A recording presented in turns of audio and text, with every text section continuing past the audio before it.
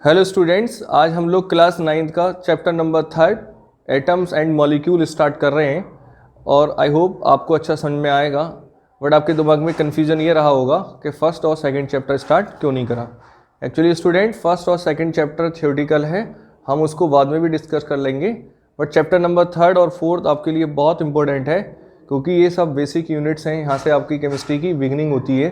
तो आज हम स्टार्ट करेंगे chapter number 3 atom and molecule और देखेंगे इसका first topic atom.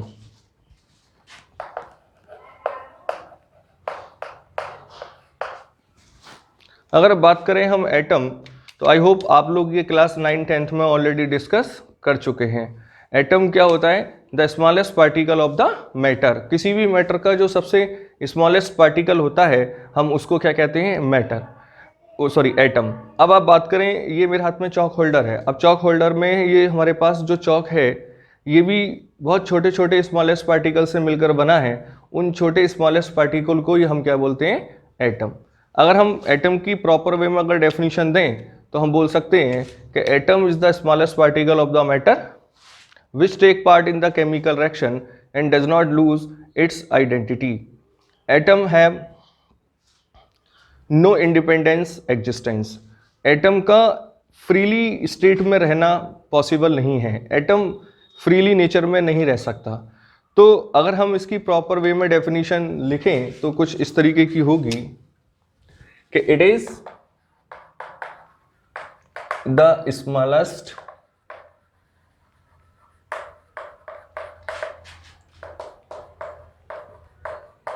Particle of matter which take part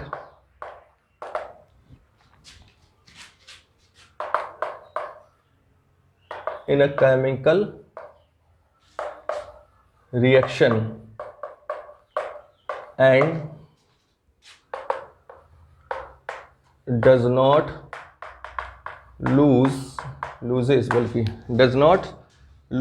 loses identity.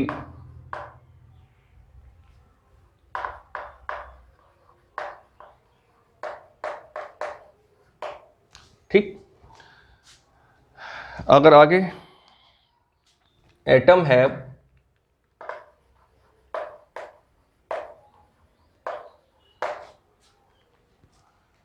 No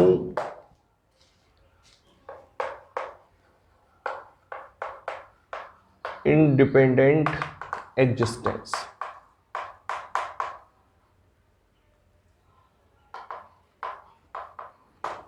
क्या मतलब है कि एटम किसी भी सब्सटेंस का सबसे स्मॉलेस्ट पार्टिकल होता है और जो केमिकल रिएक्शन में पार्टिसिपेट करता है और केमिकल रिएक्शन में पार्टिसिपेट के दौरान वो अपनी आइडेंटिफिकेशन को लूज नहीं करता।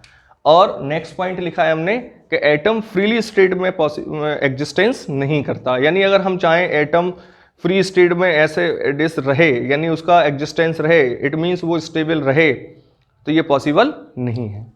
आओ कुछ एग्जाम्पल से बात करते हैं। एग्जाम्पल्स में बात करूं कि H2 plus half O2 is goes to water.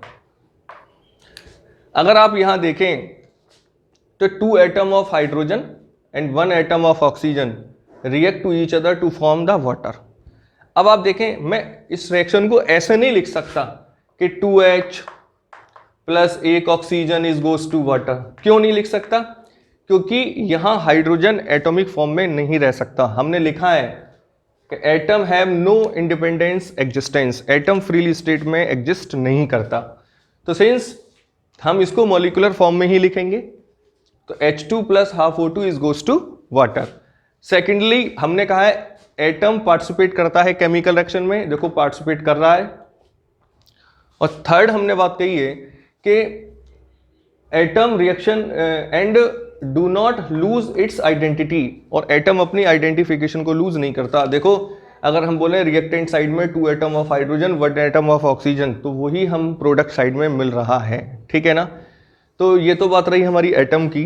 अब बात करेंगे हम molecules.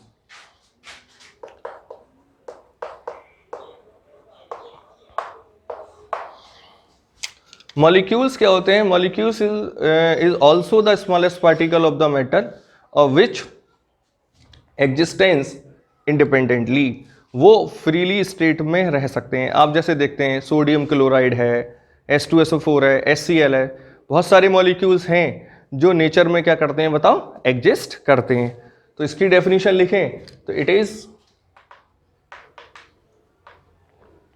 The smallest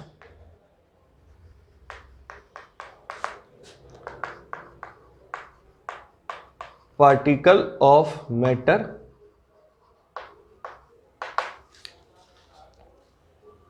which exist independent।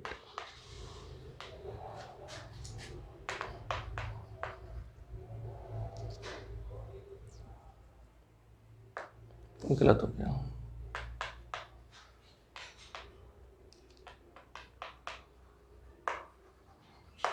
ठीक है, चलो लाइक एज एग्जाम्पल हम बोल सकते हैं वाटर है, अमोनिया है, HCl है, एक्स्ट्रा।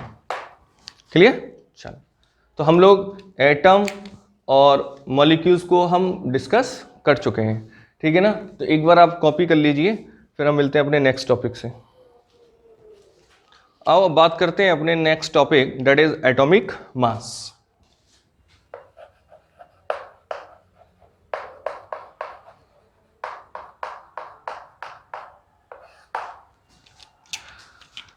एटॉमिक मास क्या होता है? देखिए, एटॉमिक मास से सीधा सीधा आपको मीनिंग लग भी रहा होगा, एटम का मास। अगर आप देखें हाइड्रोजन, लाइक एग्जांपल में अगर हाइड्रोजन एटम लूँ तो हाइड्रोजन एटम का जो एक्चुअल मास है वो 1.67 इंटू 10⁻⁻24 ग्राम था। अब ये इनिशियली ये बात अब की नहीं है, लगभग 100-200 साल पहले हमारे पास इतना डिजिटल बैलेंस नहीं थे कि इस नेग्लिजिबल मास को हम मेजर कर पाएं। अब साइंटिस्टों के सामने एक बहुत बड़ी प्रॉब्लम थी, तो साइंटिस्टों ने क्या करा, एक ट्रिक बनाई, एक जुगाड़ बनाया। जुगाड़ क्या बनाया ट्रिक, उसको आप देखें भाई। और भी एग्जाम्पल हो सकते हैं, कार्बन हो सकता है, ऑक्सीजन हो सकता है।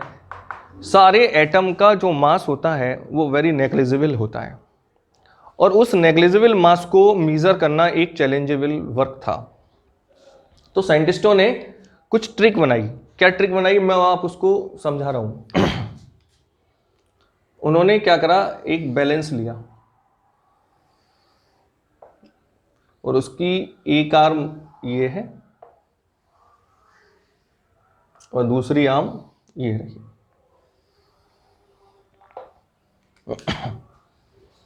और मान लो कुछ एक आयरन का ब्लॉक है और इस आयरन के ब्लॉक को हमने मेजर करना है कि इसका वेट कितना है। अब आप मुझे बताओ अब सॉरी, आप मार्केट में जाते हैं और उससे कहते हैं भाई 1 किलो शुगर दे दो। अब उसने 1 किलो का वाट अपने बैलेंस पे रखा और आपको दे दिया। अगर मान लो मैं कहूं कि ये 1 केजी का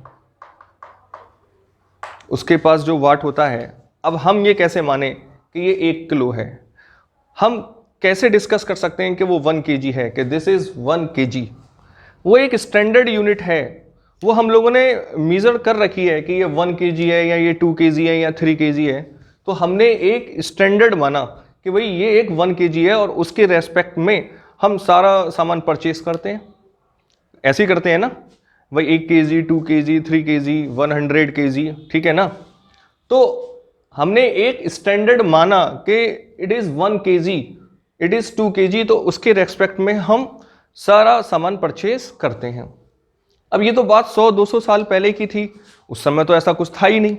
तो साइंटिस्टों ने एक ट्रिक लगाई। क्या ट्रिक लगाई वो आपको मैं समझाना चाह रहा हूँ, जरा ध्यान से समझो।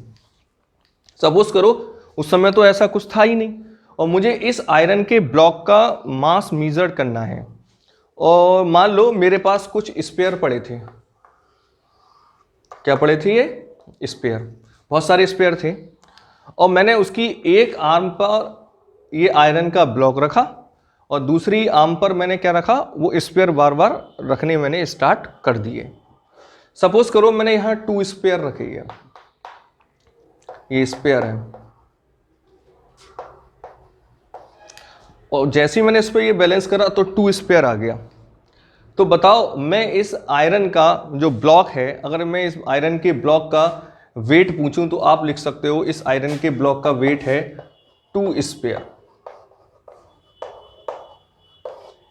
जैसे आप मार्केट जाते हैं ना कि भाई 2 किलो चीनी दे दो, तो 2 किलो आपने शुगर ली तो 2 kg हो गया ना, कि 2 kg शुगर। अब मैं किसके रेस्पेक्ट में वेट को मेजर कर रहा हूं, स्पेयर के। तो अब मैं पूछूं कि भाई इस आयरन के ब्लॉक का वेट कितना है, तो मैं बोलूंगा 2 स्पेयर। सपोज करो मुझे एक कोई ऑब्जेक्ट ए है, उसका बैलेंस मेजर करना है, तो सपोज करो वहां मैंने और सारे स्पेयर स्टार्ट कर दिए रखने, तो बताओ वहां पे कितना आ गया, 1 2 3 4 5। तो मैं बोलूंगा इसका वेट कितना होगा, बताओ 5 स्पेयर। क्लियर? चलो, तो इस तरीके से हम स्पेयर के फॉर्म में उस वेट को मेजर करने लगे। इसका मतलब ये नहीं कि हमने स्पेयर में वहां मेजर करा होगा 100-200 साल पहले, बस एज ए मैं आपको बस समझाना चाहता हूं कि कैसे करा।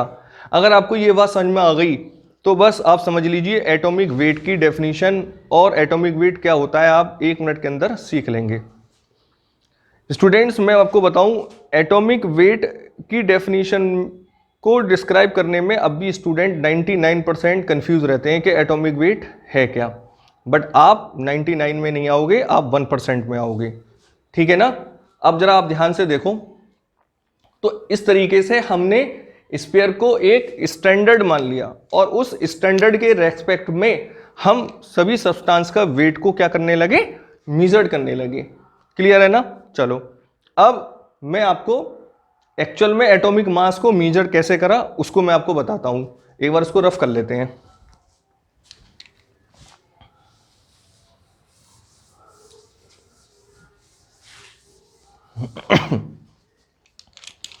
हमने एक स्टैंडर्ड एटम लिया,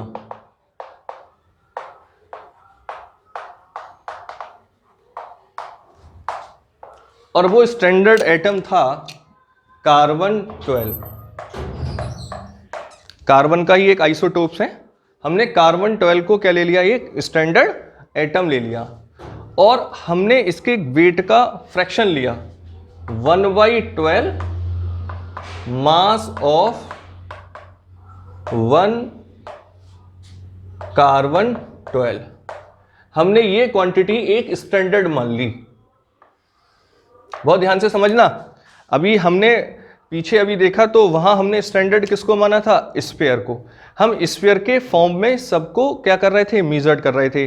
अभी हमने देखा आयरन के ब्लॉक का वेट कितना आया था, 2 स्फीयर। एक ऑब्जेक्ट बी लिया हमने, उसका वेट कितना आया, 5 स्फीयर। इसी तरीके से हमने कार्बन 12 का 1/12 मास ऑफ 1 कार्बन 12 से हर एटम का कंपैरिजन करने लगे। ठीक है ना? तो जब हमने ऐसा करा तो हमें क्या मिला, जरा ध्यान से देखो। अगर मैं बात करूं कि मास ऑफ 1 ऑक्सीजन एटम, तो ये आया 16 टाइम्स, यानी 16 इंटू 1/12 मास ऑफ 1 कार्बन 12। क्या मीनिंग है भाई, जरा ध्यान से समझो। बहुत बस थोड़ा सा आप इस पर फोकस करिए। अगर आप ये चीज समझ गए तो बस एटॉमिक वेट की डेफिनेशन में कोई प्रॉब्लम नहीं आएगी। क्या है, जरा ध्यान से समझो। हमने देखा मास ऑफ 1 ऑक्सीजन एटम, हम ऑक्सीजन के एक एटम का मास चेक करना चाहते हैं, तो हमने क्या करा, इसके रेस्पेक्ट में चेक करा कि भाई कि ऑक्सीजन का एक एटम 16 टाइम्स हैवियर था, किससे, 1/12 मास ऑफ 1 कार्बन एटम से। चलो जी, हमने देखा मास ऑफ 1 सोडियम एटम, तो ये कितना आया, 23 into 1/12 mass of 1 carbon 12। Clear? तो ये क्या था बताओ, कि सोडियम का एक एटम का जो मास था वो 23 टाइम्स हैवियर है किससे, 1/12 मास ऑफ 1 कार्बन एटम। चलो अगर हम बात करें मास ऑफ 1 नाइट्रोजन एटम तो आया 14 into 1/12 mass of 1 carbon 12। Clear है ना। तो बहुत ध्यान दें, जरा समझें, दोबारा समझें। हमने एक स्टैंडर्ड एटम माना और वो स्टैंडर्ड एटम कौन था, C12, कार्बन का ये एक आइसोटोप्स है। और उस स्टैंडर्ड एटम का हम कंपैरिजन करने लगे डिफरेंट एटम के वेट से। तो कंपैरिजन किससे कर रहे थे, 1/12 मास ऑफ 1 कार्बन 12, यानी इस कार्बन के 1/12 पार्ट ऑफ मास से अनदर एटम की क्या करने लगे, हम कंपैरिजन करने लगे। अरे भाई ऐसे समझो, सपोज मैं 100 kg का हूँ, अरे हूँ नहीं, मान लो मैं कितने kg का हूँ, 100, और कोई एक स्टूडेंट है वो 50 kg का है, तो मैं उससे कहूँगा कि मेरा वेट तुमसे 2 टाइम्स है। तो वो 2 जो है वही क्या है बताओ, एटॉमिक वेट है। तो आप मुझे एक बात बताएं, 16, 23, 14 ये क्या है कि अगर हम बात करें कि ऑक्सीजन एटम 16 टाइम्स हैवियर है किससे, 1/12 मास ऑफ 1 कार्बन 12 एटम से। Similarly sodium atom 23 times heavier है किससे, मास ऑफ 1 कार्बन एटम से। Similarly nitrogen atom 14 times heavier है 1/12 मास ऑफ C12 से। तो ध्यान दें, तो हम इस तरीके से क्या करने लगे बताओ, कंपैरिजन करने लगे। अगर मैं आपसे पूछूं कि भाई अब हम पूछें कि आपसे भाई ऑक्सीजन का मास कितना है, तो आप बोलोगे 16 times heavier of 1/12 mass of C12। बहुत अच्छा भाई। मैं पूछूं आपसे कि भाई सोडियम का एटॉमिक मास कितना है, तो बोलेंगे आप 23 times is heavier 1/12 of C12 carbon atom. अब बताओ यार, इतना लंबा चौड़ा बोलना पड़ रहा है, हम लोग तो बहुत आलसी हैं ना। आप शायद नहीं है, मैं तो बहुत बड़ा आलसी हूँ। हम लोग इतनी लंबी चौड़ी बात नहीं बोल पाएंगे। आप देखते हैं हम जरा सा भी काम करें उसी में हिचकिचाते हैं, है ना।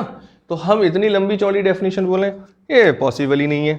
तो साइंटिस्टों ने सोचा कि भाई हमारे स्टूडेंट्स बहुत आलसी हैं, तो उनके लिए कुछ छोटा काम कर दो।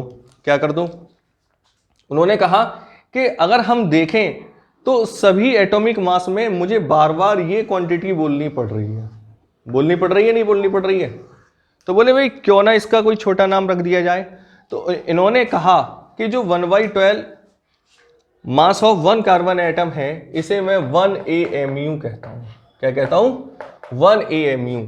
तो 1 AMU इक्वल टू क्या है बताओ, 1/12 मास ऑफ 1 कार्बन 12। बहुत ध्यान से देख लें, ये इंपॉर्टेंट है, इसको मैं आगे यूज करूंगा और आपसे पूछूंगा, पर आप भूल जाते हैं। क्लियर। तो फाइनली अगर आप देखें आप, तो ऑक्सीजन का फाइनली मास कितना हो जाएगा बताओ, 16 AMU। बताओ इसका कितना हो जाएगा, 23 AMU, और इसका कितना हो जाएगा, 14 AMU। क्लियर है ना। चलो अब हमसे कोई पूछे कि भाई बताओ ऑक्सीजन का एटॉमिक मास कितना है, तो हम बोल सकते हैं 16 AMU। अब AMU क्या है, ये बहुत इंपॉर्टेंट है। AMU it is atomic mass unit.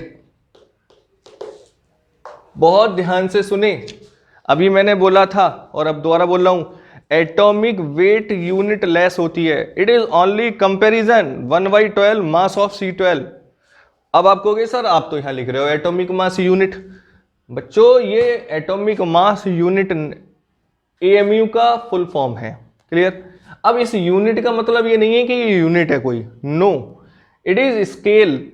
एक स्केल हमने बनाया कि भाई 1/12 मास ऑफ 1 कार्बन एटम को हम क्या बोलेंगे बताओ, AMU बोलेंगे। तो एक स्केल है। आप शायद ज्योमेट्री में, मैथमेटिक्स में करते होगे, शायद वो ग्राफ बनते हैं कुछ इस तरीके के 5 किलोमीटर ईस्ट की ओर, तो आप शायद इधर पॉजिटिव होता है, इधर नेगेटिव, ऊपर पॉजिटिव इधर नेगेटिव, है ना। तो आप बोलते हैं ना कुछ इस तरीके से कि 5, हम हाँ स्केल मानते हैं कि 1 सेंटीमीटर इक्वल टू 1 किलोमीटर, पढ़ते हैं ना इस तरीके से। आपने भी करा होगा। और फिर हम बोलते हैं कि भाई 5 किलोमीटर ईस्ट की ओर जो भी हो, तो आप 1 2 3 4 5 इस तरीके से चलते हैं। तो क्या आप उस ग्राफ पेपर पे 5 किलोमीटर चले थे क्या? नहीं चले थे ना। आपने एक स्केल माना था कि भाई 1 kilometre equal to 1 centimetre. Similar हमने यहाँ क्या स्केल माना है कि भाई 1 AMU को मैं बोलूंगा 1/12 मास ऑफ C12। क्लियर है ना? अच्छा चलो इसको तो रफ कर लेते हैं, ये तो बार की चीज है। अब फाइनली हम, एक सेकंड और सुने, फाइनली हमें AMU भी कहने में बड़ी प्रॉब्लम आ रही थी क्योंकि हम बहुत आलसी हैं, बहुत ज्यादा, है ना। तो बोले भाई एक काम करो, इसको फिर U लिख दो, 16U 23U 14U, U for unified मास, ठीक है ना। तो अब हम शायद समझ चुके हैं कि एटॉमिक वेट क्या होता है। एटॉमिक वेट एक केवल कंपैरिजन है 1/12 मास ऑफ C12। तो एक बार आप इसको देख लीजिए, फिर इसकी मैं प्रॉपर वे में डेफिनेशन लिख दूंगा।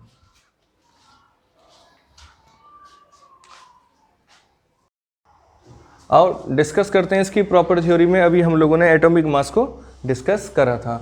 एक्चुअली इसको हम रिलेटिव एटॉमिक मास भी बोल सकते हैं। क्यों बोल सकते हैं?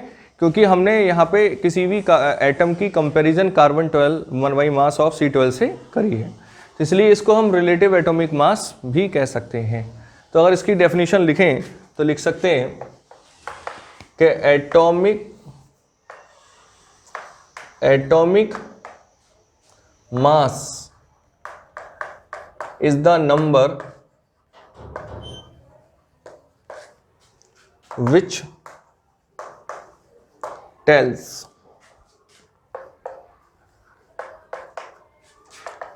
how many times of an atom of an element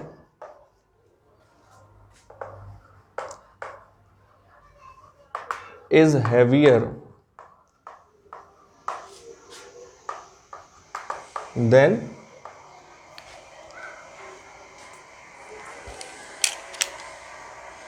1/12 mass of 1 carbon, बल्कि इसको इस तरीके से लिख दो C12। क्लियर? चलो, तो हम बोल सकते हैं कि एटॉमिक मास एक नंबर है which tells how many times that atom of an element is heavier than 1/12 of mass C12। ठीक है ना। तो किसी भी एटम का एटॉमिक मास क्या होता है? एक एटॉमिक नंबर होता है जो कि कंपैरिजन है 1/12 मास ऑफ C12 से। तो चाहो तो लिख सकते हो आप एक आध एग्जाम्पल। जैसे हम बोलें कि mass of nitrogen atom equal to होगा 14 × 1/12 mass of C12। Clear?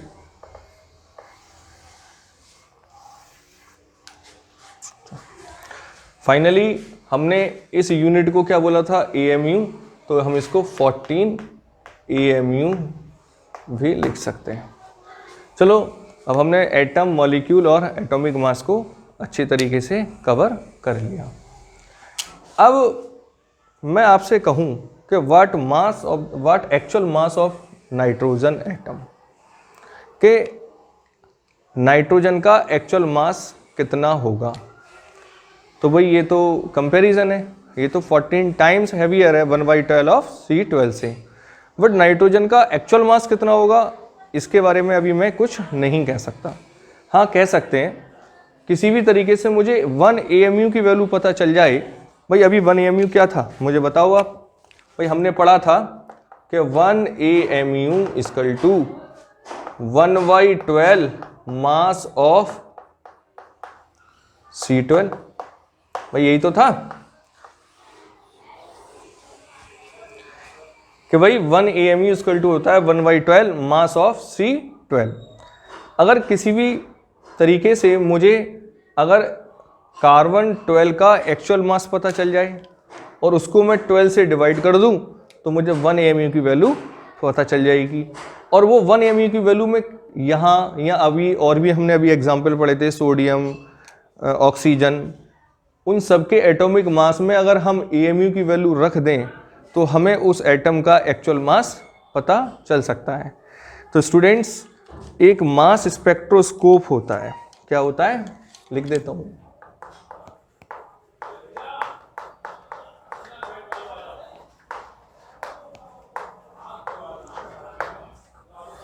Mass spectrometer होता है। उस मास स्पेक्ट्रोमीटर से हम किसी भी एटम का एक्चुअल मास फाइंड कर सकते हैं। तो हमने देखा कि मास स्पेक्ट्रोमीटर से कि कार्बन के एक एटम का जो एक्चुअल मास था वो 1.99 इंटू 10⁻⁻23 ग्राम मिला। क्लियर? तो ये तो कार्बन का एक्चुअल मास था, बट मुझे तो 1/12 ऑफ C12 चाहिए, तो मैं इसको क्या कर दूं, 1/12 कर दूं। तो 1/12 1.99 इंटू 10⁻23 ग्राम।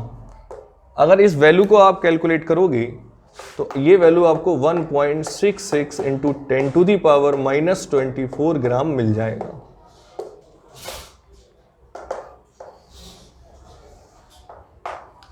तो सेंस मैं आपसे ये कह सकता हूं, ये वैल्यू किसके इक्वल हो जाएगी बताओ, 1 AMU के, क्योंकि ये वैल्यू भी काय के इक्वल थी बताओ, 1 AMU के।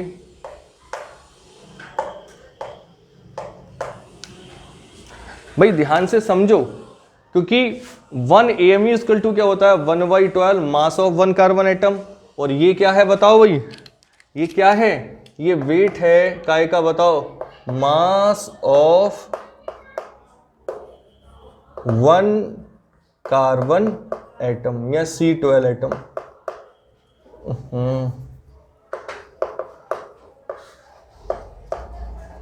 क्लियर? तो बस अब हमारे लिए बहुत आसान हो चुका है किसी भी एटम का एक्चुअल मास डिटरमाइन करने के लिए। क्या भाई, दोबारा समझ लो, मास स्पेक्ट्रोमीटर से मैंने कार्बन के एक एटम का वेट कैलकुलेट करा, क्लियर है ना, और उसको मैंने 1 AMU में रख दिया। 1 AMU क्या था, 1/12 mass of 1 carbon atom. 1/12 mass of 1 carbon atom मैंने वैल्यू प्लेस करी, तो बताओ मुझे 1 AMU इक्वल टू मिल गया 1.66 इंटू 10⁻24। क्लियर है ना? अगर आप इस क्वांटिटी से किसी भी एटॉमिक मास में मल्टीप्लाई करोगे तो उस एटम का मुझे क्या मिल जाएगा, एक्चुअल मास मिल जाएगा। जैसे अगर मैं आपसे बात करूं कि what mass of the nitrogen atom, तो भाई नाइट्रोजन का अगर एक्चुअल मास निकालना है आपको तो 14 मल्टीप्लाई 1.66 इंटू 10⁻⁻24 ग्राम। स्टूडेंट्स, हमारे साथ एक बड़ी प्रॉब्लम हो जाती है कि हम इस क्वांटिटी को भूल जाते हैं। अगर आप नहीं भूलते हो तो बहुत अच्छी बात है, अगर आप नहीं भूल जाते हो तो उसके लिए मेरे पे एक ट्रिक है। थोड़ा सा आपको माइंड सेटअप करके समझना पड़ेगा, जरा ध्यान से देख लें, क्या थोड़ा सा एफर्ट भी मानना पड़ेगा।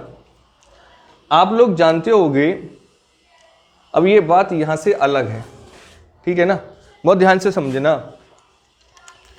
एवोगैड्रो नंबर जिसको हम रिप्रेजेंट करते हैं Na, बताओ एवोगैड्रो नंबर की वैल्यू क्या होती है कि 6.023 इंटू 10⁻23।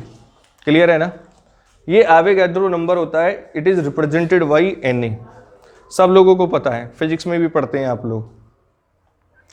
अगर मैं 1/, बहुत ध्यान से समझें, बहुत इजीली और हल्के से पढ़ा रहा हूं, जरा ध्यान से समझें कि 1/Na करूं, 1/Na करूं मतलब 1.6023 इंटू 10⁻23, यानी 1 को मैं Na से डिवाइड करूं, Na का मतलब इस नंबर से डिवाइड करूं, तो मुझे जो वैल्यू मिलती है वो ये वैल्यू मिल जाती है, यानी 1.66 इंटू 10⁻⁻24।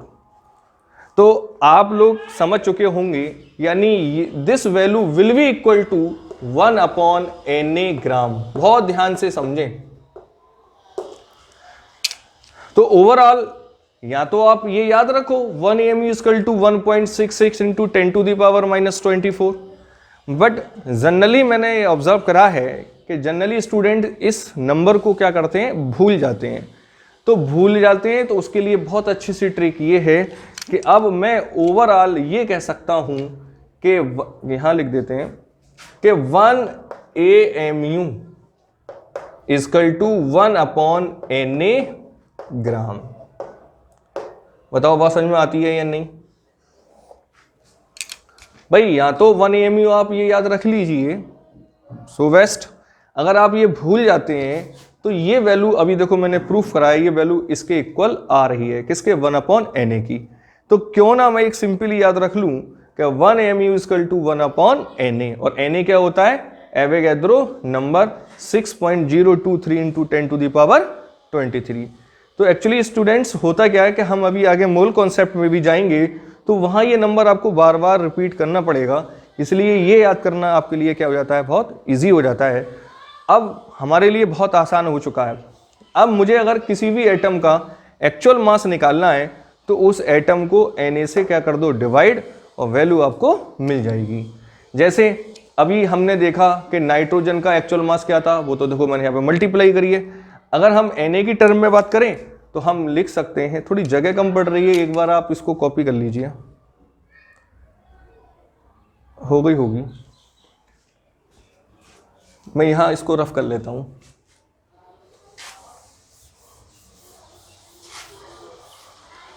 अभी मैं आपसे पूछूं कि what mass of the oxygen atom, oxygen atom का एक्चुअल मास क्या होगा? तो बताइए ऑक्सीजन एटम का एटॉमिक मास कितना होता है? 16 AMU होता है ना। और बस अगर एक्चुअल मास निकालना है तो 16/Na यानी 6.023 इंटू 10⁻23 ग्राम। क्लियर है ना? चलो अभी मैं पूछूं कि what actual mass of the sodium, तो बताओ सोडियम का एटॉमिक मास हमने अभी डिस्कस करा था 23 AMU। अगर हम इसको डिवाइड कर देंगे Na से 6.023 इंटू 10⁻23, तो दिस वैल्यू इक्वल, ये ग्राम में आएगा क्योंकि हम जानते हैं कि 1 AMU इक्वल टू 1/Na ग्राम आता है, ठीक है ना। तो बस सबको आपने Na से डिवाइड कर दिया है, ये आपका वर्क है डिवाइड करना, ये आप कर लेना, टाइम लगेगा अगर करूँगा तो, ठीक है।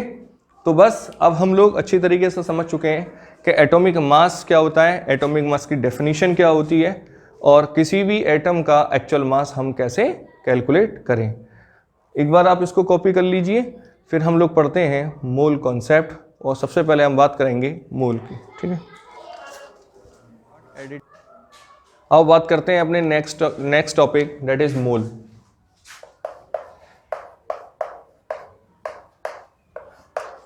मोल की डेफिनेशन क्या होगी? अभी आप केवल काम चलाने के लिए मोल की डेफिनेशन लिख लीजिए। डेफिनेशन में लिखो, मतलब इसका मीनिंग समझो कि 1 mole equal to 6.023 into 10⁻23 atom हो सकते हैं, मॉलिक्यूल हो सकता है, और आयंस हो सकते हैं। क्लियर? चलो तो हम अभी आगे इसको ब्रीफली डिस्कस करेंगे, बट अभी इसका थोड़ा सा यूज है, इसलिए हमने 1 मोल को समझ चुके हैं। एक्चुअली हम पढ़ना तो मोलर मास चाहते हैं। क्या पढ़ना चाहते हैं हम? Molar mass. तो अगर हम बात करें मोलर मास की डेफिनेशन की, तो मोलर मास हो सकता है कि mass of 1 mole substance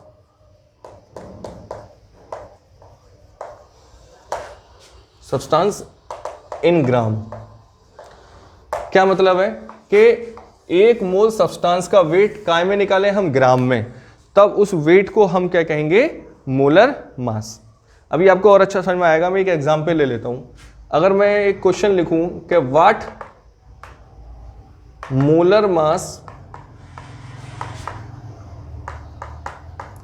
of sodium, अगर हम कहें कि भाई सोडियम का मोलर मास कितना होगा, तो बताओ अभी हमने डेफिनेशन क्या लिखी है कि मास ऑफ 1 मोल सब्सटेंस। अब इस चीज को आप पकड़ो थोड़ा सा कि 1 मोल सब्सटेंस, 1 मोल सब्सटेंस का मतलब क्या हो गया बताओ?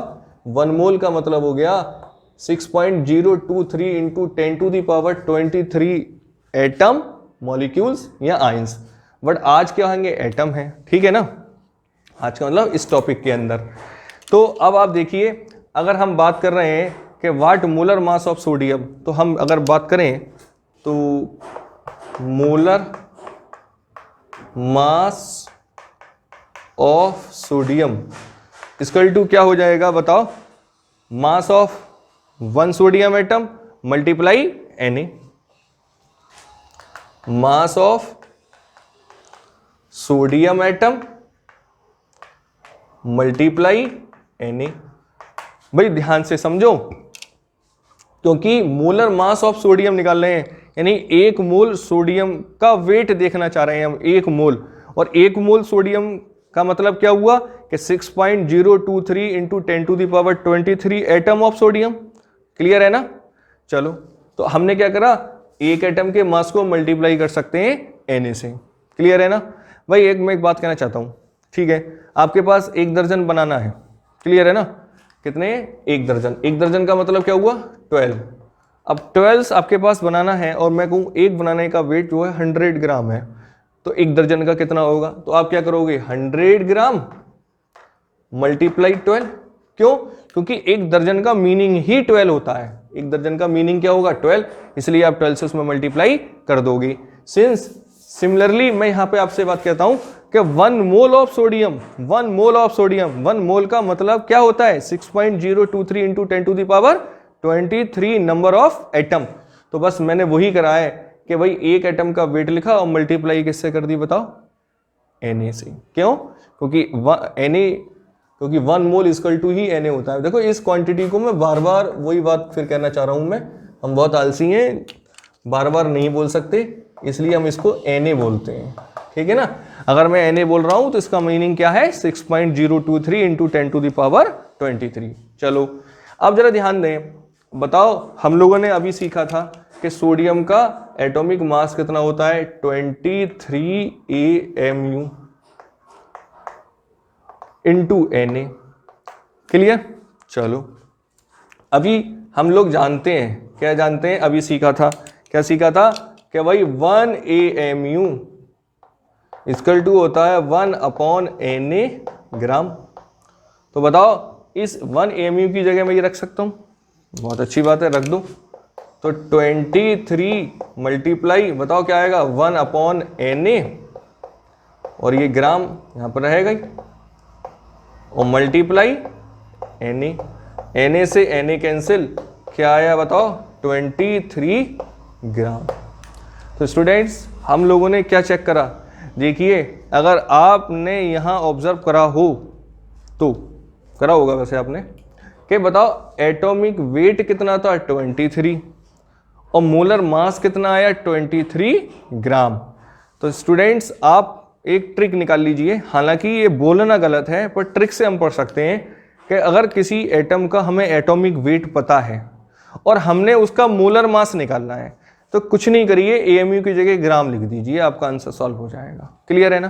तो मैं एक बात कहना चाहता हूं, वो आप इधर समझ लीजिए कि अब लाइक एग्जाम्पल हमने सोडियम ही लिया था, कि सोडियम को अगर हम 23 AMU लिखें और 23 ग्राम लिखें, तब दोनों में क्या फर्क होता है।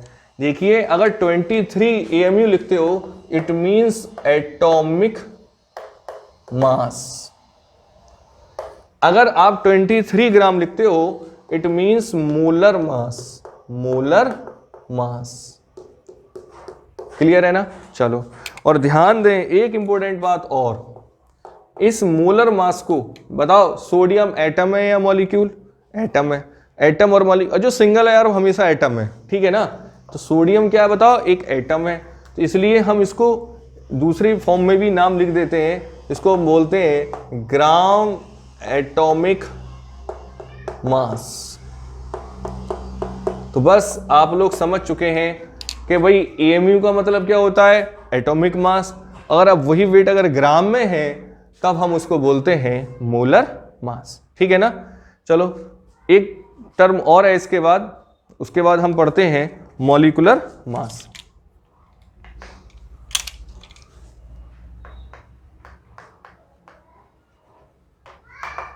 थोड़ी जगह है तो इसको भी यहीं पे कंप्लीट कर लेते हैं।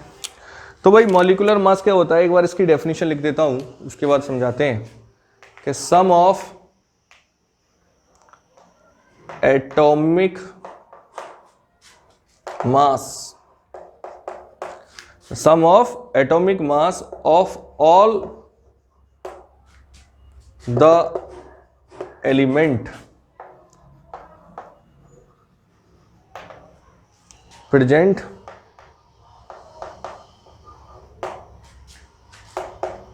in a molecule। For example जैसे अगर हम बात करें वाटर, तो वाटर का अगर मुझे मॉलिक्यूलर मास निकालना है तो वाटर का मॉलिक्यूलर मास निकालने के लिए हम क्या करेंगे, देखो कि इसके अंदर जितने भी एटम हैं उन सब का आप एटॉमिक वेट रख दीजिए और सम कर लीजिए।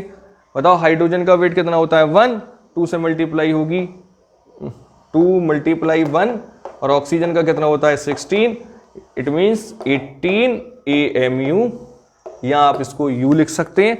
तो इसको हम बोलेंगे मॉलिक्यूलर मास, ठीक है ना। तो थोड़ी जगह कम है, मुझे वहां मिटाना होगा, थोड़ा रेस करना पड़ेगा। आप एक बार कॉपी कर लीजिए। चलो कर लिया होगा ना आपने, देख लीजिए एक बार, ठीक है। मैं इसको रेस कर रहा हूं।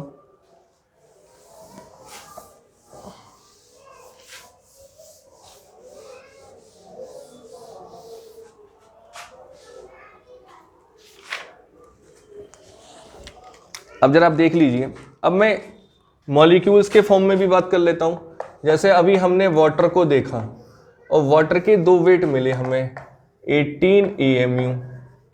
तो 18 AMU का मतलब क्या होगा बताओ, मॉलिक्यूलर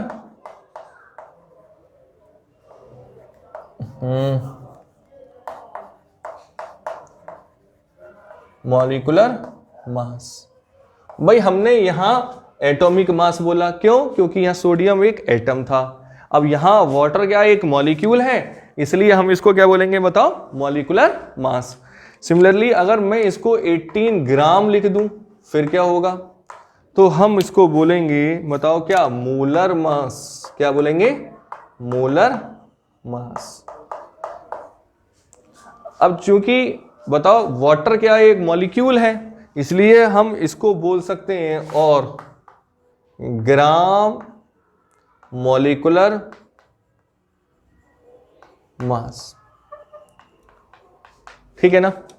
तो एक बार मैं टॉपिक को दोबारा समराइज कर देता हूं। देखिए हमने एटॉमिक वेट पढ़ा, फिर हमने पढ़ा मॉलिक्यूलर मास। मॉलिक्यूलर मास और एटॉमिक वेट में क्या डिफरेंस है वो आपको आना चाहिए। देखिए स्टूडेंट्स, एटॉमिक वेट एक नंबर है। Atomic weight is the number which tells how many times of that atom is heavier than 1/12 mass of C12। कि किसी भी एलिमेंट का एटॉमिक वेट, किसी भी एलिमेंट के एटम का एटॉमिक वेट एक नंबर है जो हमें ये बताएगा कि उस एलिमेंट का एक एटम का वेट 1/12 मास ऑफ C12 से कितने टाइम्स हैवियर है। एग्जैक्ट क्लियर, ठीक है। जबकि दूसरा हमने पढ़ा था मोलर मास।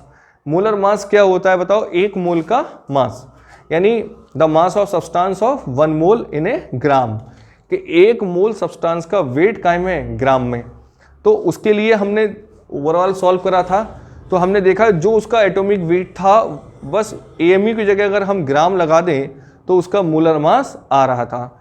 तो सिंस यहाँ हमने एटम का देखा तो उसको हमने ग्राम एटॉमिक मास बोल रहे हैं, क्योंकि यहाँ हम मॉलिक्यूल का देख रहे हैं तो इसलिए हम ग्राम मॉलिक्यूलर मास बोल रहे हैं। तो देखिए अगर AMU लिखा होगा तो हम मॉलिक्यूलर मास बोल रहे हैं, अगर एटम होगा तो एटॉमिक मास बोलेंगे।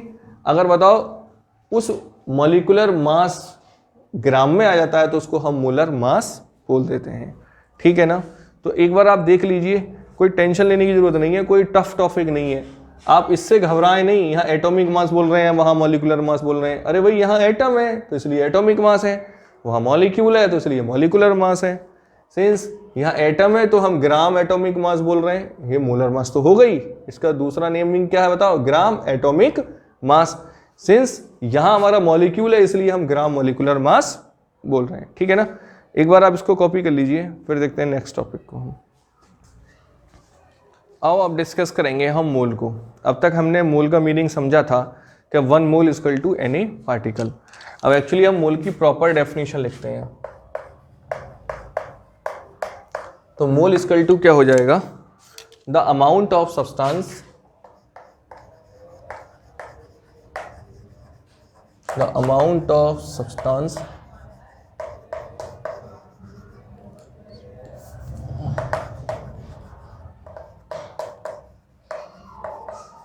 which contain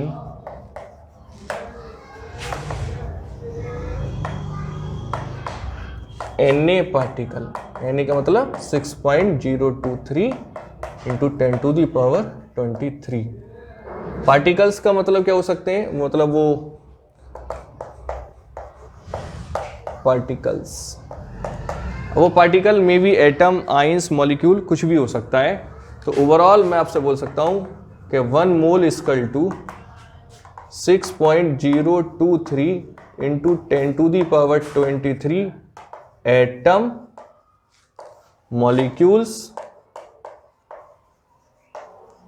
oblique ions. ठीक है ना। तो ये 1 मोल का मीनिंग आप समझ चुके हैं। तो अगर हम बात करें कि 1 मोल है क्या, तो भाई 1 मोल क्या है, कुछ नहीं है जी, सीधी सिंपल बता रहा हूं आपको। 6.023 into 10 to the power 23 that is Na।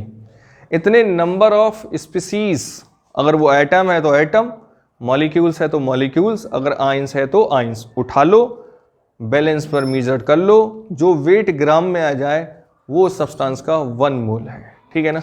What means, example अगर हम बात करें तो सोडियम का जो 1 मोल होता है, अगर हम बोलें 1 mole of sodium equal to 23 gram, अभी हमने चेक करा था। तो भाई इट मीन्स क्या है कि आप सोडियम के इतने कितने पार्टिकल के 6.023 into 10 to the power 23 number of sodium particle आपने इतने ले रखे हैं, तो उसका वेट कितना होगा, 23 ग्राम होगा। क्लियर है ना। तो 1 मोल क्या है, 1 मोल सिंपली Na पार्टिकल्स का वेट है ग्राम में। Jet clear. ठीक है। अब इंसिडेंटली ये एक इत्तेफाक है कि हम जितने भी एटम ले रहे थे और उन एटम का जो एटॉमिक वेट है उतना ग्राम में अगर ले लें तो उसके अंदर इतने नंबर ऑफ पार्टिकल्स होते हैं, इसलिए हर एटॉमिक वेट को ग्राम में रिप्रेजेंट करें तो वो वेट 1 मोल के इक्वल हो जाता है। सिमिलरली अगर हमें ऑक्सीजन की बात करें तो ऑक्सीजन का 1 मोल 16 ग्राम होगा। सिमिलरली अगर हम नाइट्रोजन की बात करें तो वो 14 ग्राम हो जाएगा। क्लियर है ना। चलो, तो क्या होता है 1 mole, the amount of substance which contain Na particles. Clear. चलो, 1 मोल इतना इक्वल हो गया। अब यहाँ एक बात और सीख लीजिए, ये तो कोई खास बात नहीं है, इसको मैं रफ कर लेता हूँ एक बार, थोड़ा और कुछ बताना है आपको। अगर हम बात करें 1 मोल, तो इतना हम सीख चुके हैं। अब हम जब न्यूमेरिकल्स करेंगे तो वहाँ हमारे साथ एक प्रॉब्लम आने वाली है। वहाँ हमें किसी सब्सटेंस का वेट दे रखा होगा और हमें उससे मोल कैलकुलेट करने हैं। तो मैं एक सिंपली एक आपको फार्मूला बता रहा हूँ कि number of moles equal to होता है गिवन मास अपॉन उस सब्सटेंस का मोलर मास। अगर वो एटम है तो ग्राम एटॉमिक मास, अगर वो मॉलिक्यूल है तो gram molecular mass, overall molar mass. तो बहुत सिंपली मैंने आपको बता दिया है कि अगर किसी भी सब्सटेंस का हमने, बताओ क्या निकालना है, मोल्स कैलकुलेट करने हैं, तो उस सब्सटेंस का जो मास दे रखा है वो आप ऊपर रखिए और डिनोमिनेटर में डिवाइड कर दीजिए उसका मोलर मास से, तो आपको उसका नंबर ऑफ मोल्स कैलकुलेट कर सकते हैं। ठीक है ना। आओ इस ऑर्डर में एक छोटा सा न्यूमेरिकल करते हैं। देखो क्या क्या रखा है उसने, calculate the number of molecules in 19.6 gram of H2SO4। मुझे इस वेट के अंदर नंबर ऑफ H2SO4 कैलकुलेट करने हैं। क्लियर है ना। चलो, अब आप मुझे ये बताइए कि पहले H2SO4 का मोलर मास कितना होगा। मोलर मास निकालने के बाद इस गिवन मास से मैं नंबर ऑफ मोल कैलकुलेट कर लूँगा और फिर हम क्वेश्चन में आगे प्रोसीड करेंगे। तो फर्स्ट ऑफ ऑल आप सबसे पहले जो H2SO4 दे रखा है हम इसका मॉलिक्यूलर मास निकाल लेते हैं और जो मॉलिक्यूलर मास आएगा उसको हम ग्राम में रिप्रेजेंट करेंगे, वो 1 मोल के इक्वल होगा। तो पहले H2SO4 का आप मॉलिक्यूलर मास निकाल लीजिए। बताओ हाइड्रोजन का 2 मल्टीप्लाई 1 सॉरी हाइड्रोजन का 1 होता है मल्टीप्लाई 2 करिए, सल्फर का कितना होता है 32, ऑक्सीजन का होता है 16 और सॉरी ऐसा करो 4 × 16, ठीक है, ये 2 हो जाएगा और ये 64 हो जाएगा। आप काउंट करें 4 2 6 9 8 और ये 98 AMU। अगर हम मोलर मास कैलकुलेट करें इसका तो मैंने अभी आपको बताया है जो हमारा एटॉमिक वेट या मॉलिक्यूलर वेट होता है उसमें आप ग्राम लगा दीजिए तो ये 98 ग्राम आ जाएगा। क्लियर? अब मुझे मोल कैलकुलेट करने हैं, तो बताओ मोल कैसे निकालते हैं। Given mass 19.6 divided by 98 that is molar mass, formula ये यूज कर रखा हूं। बताओ इससे आप इसको डिवाइड करोगे तो 0.2 मोल आ जाएगा। क्लियर? चलो, सिंस हम क्या जानते हैं बताइए कि 1 mole of sodium 1 mole of H2SO4, बताओ 1 मोल H2SO4 में कितने H2SO4 के मॉलिक्यूल्स होंगे। बताओ 6.023 × 10⁻23, 6.023 × 10⁻23। तो सिंस 1 मोल में H2SO4 में होते हैं इतने नंबर ऑफ मॉलिक्यूल्स, तो बताइए 0.2 में कितने होंगे, मल्टीप्लाई हो जाएगी 0.2 6.023 × 10⁻23 मॉली।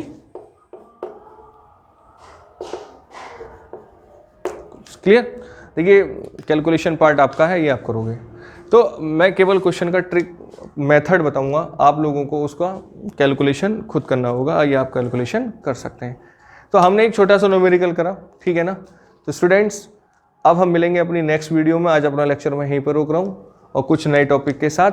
आप जब तक जितना भी मैंने अभी पढ़ाया है इसका आप प्रॉपर वे में नोट्स बनाइए। देखिए नोट्स आप मेरी वीडियो से ही बनाइए, मैं प्रॉपर थ्योरी लिख रहा हूँ, आपको कोई साइड बुक या एक्स्ट्रा बुक की ज़रूरत नहीं पड़ेगी। बस आपका काम इतना ही है कि आप जो वीडियोस देख रहे हैं उसको आप पूरे तरीके से वॉच करो, अच्छी तरीके से नोट्स बनाओ और NCERT के जो एक्सरसाइज वगैरह हैं आप उनको करिए। Thank you and have a nice day.